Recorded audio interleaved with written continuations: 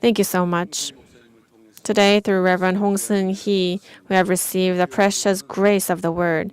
If I remember, Reverend Hong Seung-hee, I believe he spoke for the second main service for the first time. I also mentioned this last week, but to serve a minister, more than being a material thing, it is first receiving the Word, listening carefully, and praying for that minister.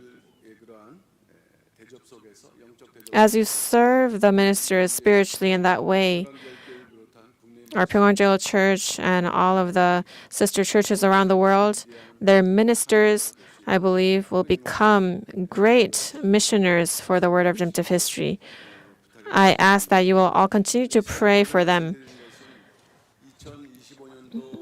And today, the announcement is regarding the restoration of living sacrifices. After the ministers' workshop last time, we are preparing how to restore worship service, how to activate worship. And we are preparing specific plans for that. And probably in the first week of March, we will share the plans to the congregation. But before that, for the restoration of worship, there are areas where we need the cooperation of the congregation and the things that the church needs to prepare. And I'd like to just share two things. First is regarding waste management in the church. This might be unexpected to you, but this is actually a very difficult matter. We need the cooperation of the congregation for this. The most important part is thorough recycling and the use of designated waste bags. In the past, 2 church staff members until now have been responsible for waste management, but now, because of the increase in waste volume, since last week, the ministers and staff who have been working for less than 20 years have been teamed up to take turns to work on the waste management every week. After our church moved from Noryangjin to Oryudong, our founding pastor entrusted this responsibility of managing waste to the ministers.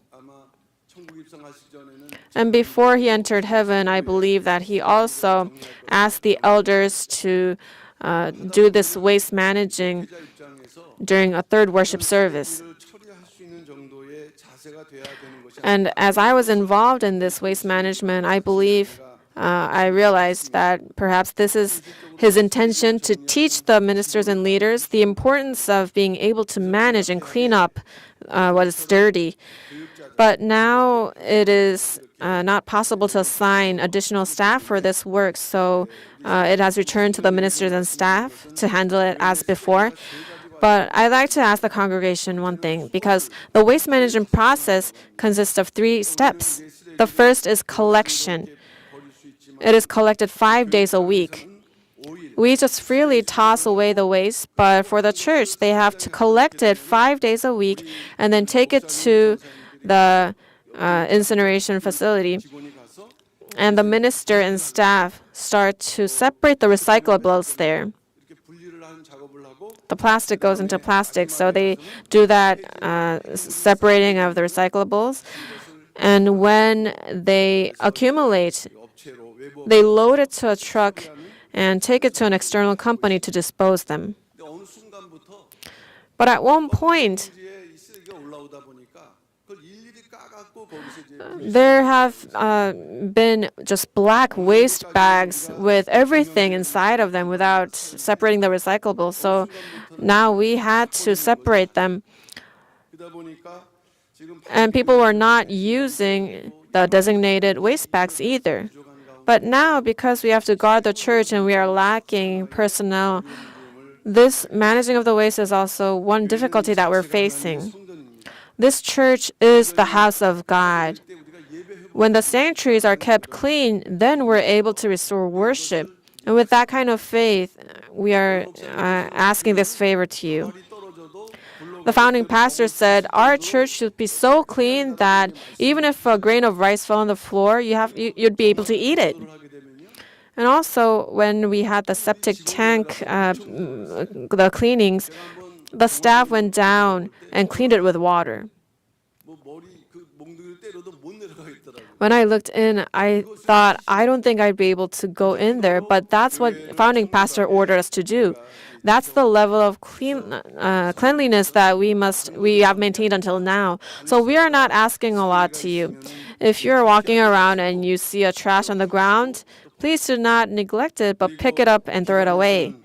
And for the departments, we ask that you will make sure to recycle properly and use the designated waste bags, the paid ones. And also, if you're able, if you have personal trash, we ask that you will not throw it inside the church, but take them home with you so that the volume of waste will decrease. And this was something I had to mention at one point to keep the church clean. So starting from last week, we have designated one minister and one church staff to do this waste managing throughout the week. And in order to help them, we ask for your cooperation from now on. And one last thing is regarding Shalom Coffee Shop. We are planning to reopen the Shalom Cafe. And as we were discussing restoration of worship, the saints need to attend third worship service, but there were requests that there is no place to rest in between second and third service. They need a place to rest and wait for the service. And although our church is large, actually because there are many sanctuaries, there was no space to relax. So up to now, the Shalom Coffee Shop was used as a waiting area to guard the church, but we will restore it to the original coffee shop where you can have fellowship. We will offer coffee and a variety of beverages at affordable prices at the coffee shop. But to use it in that way, we need to clean, and there are places that have been damaged, so some renovations need to be made as well. And in the end, we'd like to use it as a comfortable space for you to relax. And also, it is attached to the administrative office. But the administrative office is very small, but it has received new staff. So we are planning to improve the facilities for that as well. And as I mentioned last time, the Happy Cafe, after being remodeled, is being used very well, not just by the youth, but also by the entire congregation. So just like that, the Shalom Coffee Shop, we hope to make it into a place that will also serve as a resting place, waiting area for worship, and also a space for meeting new members of the church to introduce the church where we can welcome them. And when Shalom Cafe is utilized in such a way, we're expecting that it will play a big role in not just restoring worship, but also in reviving the church.